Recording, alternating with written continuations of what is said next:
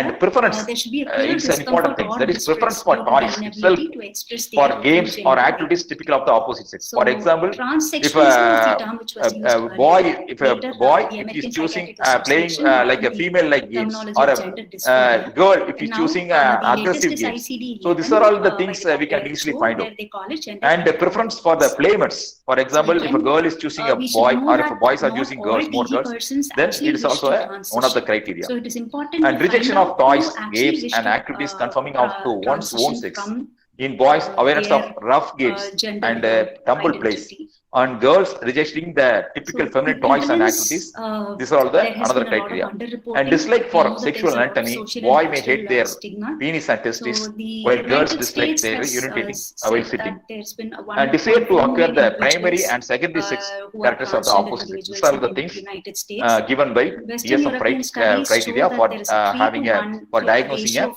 gender transgender identity women to disorder, that is gender transgender men. dysphoria.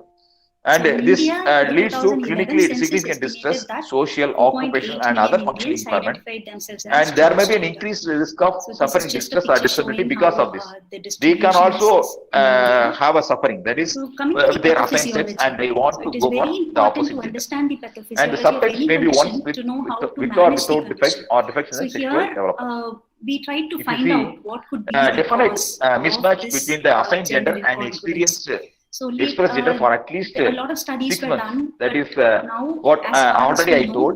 know that it This is not a was single this thing, was but already the I told by biological, me. cultural, and And environmental coming to factors the put course and together, prognosis, which actually leads to this if you gender see, dysphoria. So there is how a did they come to this persistence conclusion? in male, that is Initially, the biological 2.2 conditions, to they 30% initially of the thought of disorders of sexual while having this development. DSM So criteria we can should go always for a remember that transgenders. disorders of sexual And development if you see is females, it is different 12 from to gender 50%. That is nonconformity. So particularly in conditions lower like socioeconomic alpha-reductase status, if they deficiency are having a or severe 17 symptoms. beta D3 And male children, deficiency, it is in all 53 to these 100% conditions, androphilic, and for there female is children, excess it is 30 to prenatal androgen 50 exposure. to 50% So they thought that gynophilic. probably the prenatal androgen Adult, if you exposure see, could actually lead the to early this onset, if gender particularly if nonconformity. a boy But then or they girl found is that having not an early everybody onset who of gender had identity, these they will conditions be more actually had more prevalent for gender getting a later nonconformity. transgender things. So And late the same onset holds around good puberty.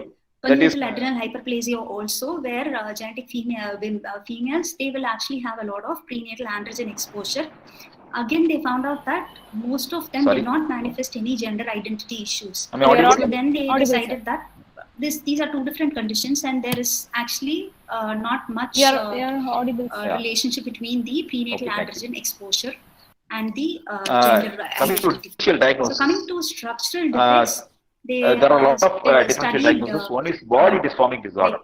Men That person will be having a dystrophy. dissatisfaction So they over were their assigned own to body. female That is sex the one at thing. birth. And So these intersex are states, patients another who thing. present with And structural psychosis, anomalies usually of I the am lower seeing a lot abdominal wall. of people with They will be schizophrenia either will be having absent this phallus or confusion. inadequacy. They'll be having an So assigned in sex this one, study, and they in want to 16 become out of 16 genetic male who had a male person with schizophrenia want to become possessing a female body, what they can say. But they won't fill the criteria of DSM-4, DSM-5. They won't, and self-amputation, it is another thing happened during depression. And transvestism, this is the another thing. If you see, here are another differential diagnosis, gender atypical children, that is for girls. Tomboys without gender identity disorder prefer functional gender neutral clothing. By contrast, girls with gender identity disorder adamantly refuse to wear the girls' clothes and reject gender neutral clothes. They studied the atypical children they are.